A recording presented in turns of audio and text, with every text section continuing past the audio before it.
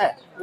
ये ईडब्ल्यूएस लोग कोई भी जाति, वो जो other than SC ST OBC वो हो सकता है, ठीक है। इसमें कहीं भी ये नहीं लिखा दलित महिला लोगों का भी, वो इन जनरल महिला, डिसेबिलिटी, ये हर तरीका सोशल ग्रुप्स है, उसमें वो शामिल किया गया है एक्ट का अंदर। इसमें मुद्दे ही नहीं है।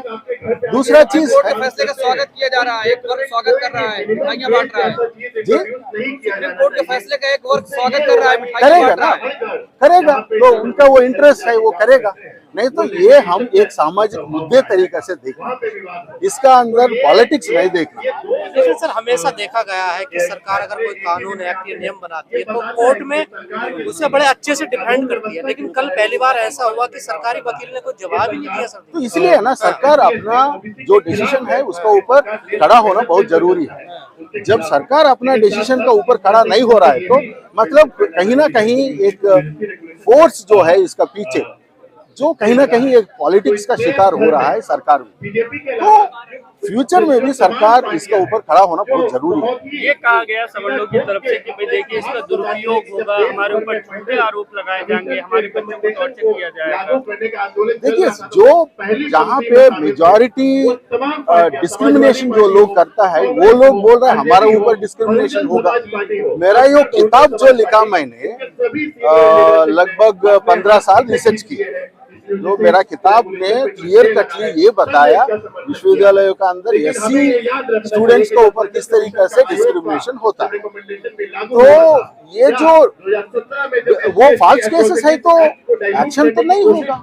दूसरा चीज है, इसलिए मैं बोलता हूँ इसका एक लीगल सैंक्टिटी मिला, तो जैसा रैगिंग है, रैगिंग में कोई भी जाति हो, रैगिंग करने का साबुत हो गया तो उसको पनिशमेंट मिलता है, कोई भी जाति हो। तो उस तरीके से इसको भी एक लीगल सैंक्टिटी मिला तो फॉल्स कंप्लेंट के ऊपर भी एक्शन होता है। तो वो क्यों हम भूल रहे हैं? कह रहे थे झूठे आरोप या झूठी शिकायत करने वाले के कहाँ कितना है, देखिए कहाँ है, कितना है। मेरा किताब प्रूव किया भाई, 600 स्टूडेंट्स के इंटरव्यू लेके मैंने प्रूव किया SC स्टूडेंट्स किस तरीके से भेदभाव का शिकार होता है। आपके पास क्या आंकड़ा है, आपके पास क्या ऐसा है? तो यूनिवर्सिटीज का अंदर अभी तक जितना भी सवर्ण प्रोफेसर है, सवर्ण वाइस चांसलर है, अभी तक बहुत कार्रवाई करते थे।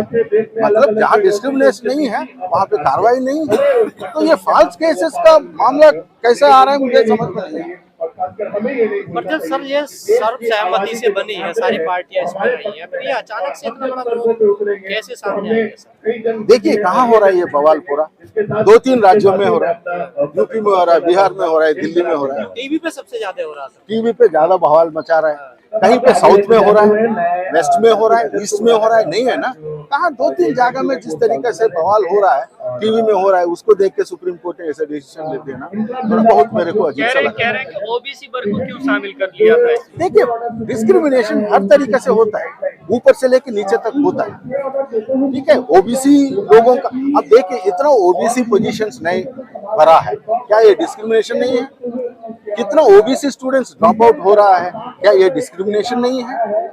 तो अलग अलग तरीका से मामला समझना बहुत जरूरी है। इस एक्ट में भी थोड़ा कमियां है, तो उस कमियां को स्ट्रेंथन करना बहुत जरूरी है। सरकार सर घुमा रही है, गुमराह कर रही है इसमें। देखो, सरकार का साथ धोखा एक तरीके का सपना, सरकार का अपना इंटरेस्ट है और किसी सोशल ग्रुप्स का अपना इंटरेस्ट है।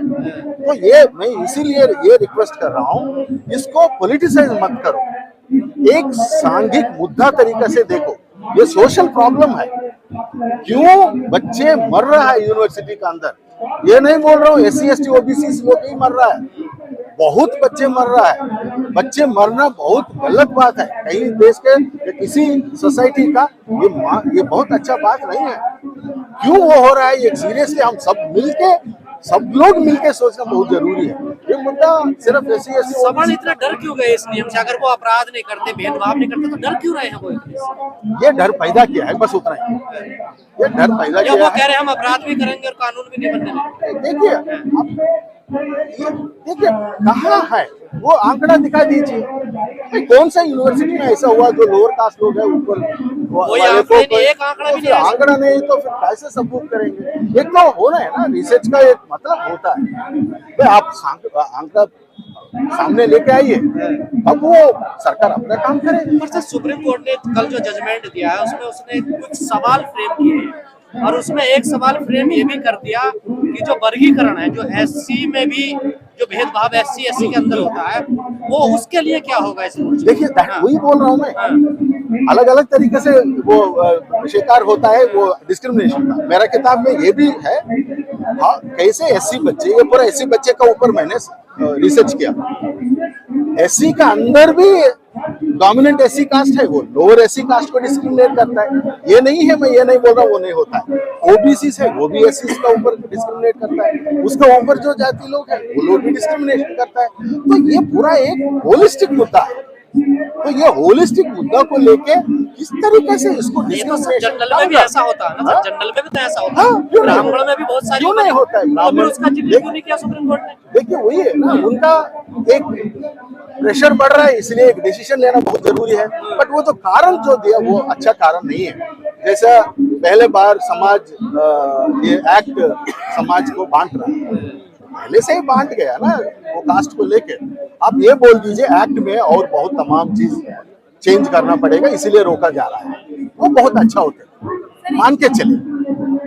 ये एक्ट, ये जो बोलना जाति से, वो एक्ट से समाज में बांट मतलब डिवीजन ला रहा है, वो सही कारण नहीं है। चित्रा त्रिपाठी कह रही है कि ठाकुर ब्राह्मण जीत गए और देश को बांटने वाले हार गए।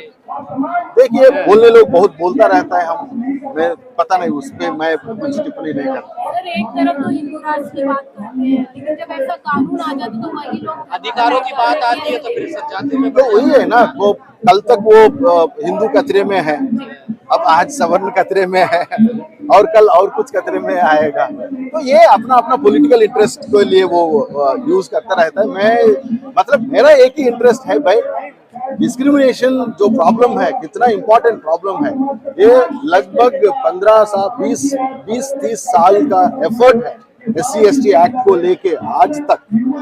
ये किस तरीका से जो बच्चे बाहर हो या अंदर हो, किस तरीका से शिकार होता है, उसका अंदर ओबीसी भी का जो अभी शामिल हुआ। नहीं तो डिस्क्रिमिनेशन कास्ट को मानना है ना, कास्ट तो है ही है। कास्ट क्या वो कैंपस का अंदर कास्ट नहीं? सर आप इतने सीनियर प्रोफेसर हैं, क्या देख रहे हैं इसमें आगे क्या होने वाला है, क्या लगता है सर? आगे देखिए, सरकार को इसका ऊपर खड़ा होना बहुत जरूरी है, मतलब वो डिसीजन, इसका डिसीजन का ऊपर खड़ा होना बहुत जरूरी है। पॉलिटिक्स नहीं करना इसको एक सोशल प्रॉब्लम का रूप से देख के इसको एड्रेस करना बहुत। पर दलित पिछले नेताओं का भी तो अब रवैया चेंज हो गया ना सरकार से। नहीं, सब होगा, मोमेंटम बढ़ेगा। जब ऐसे 13 पॉइंट रोस्टर पे भी हमने जितना वो लड़ाई किया, तो मोमेंटम बढ़ रहा है, उनका ऊपर भी दबाव आएगा, भाई तुम मुंह खोलो। जो सिविल सोसाइटी का अंदर वो जो लोग प्रोटेस्ट कर रहे हैं, तो आप भी बोलना पड़ेगा। तो लोग कहते हैं भेदभाव नहीं होता, अब तो सरेआम मोदी जी की जाति और उनको गाली भेदभाव दी जा क्यों रही नहीं है। होता? हर जगह में भेदभाव है। कहीं पे कितना जजेस है, SC जजेस, कितना OBC जजेस है, कितना ST जजेस है, कितना महिला जजेस है। तो कास्ट हर जगह में है, खासकर बड़ा बड़ा विश्वविद्यालय इंस्टीट्यूट जो है, जुडिशियरी और एग्जीक्यूटिव और एकेडमिक्स, इसमें कास्ट बहुत है।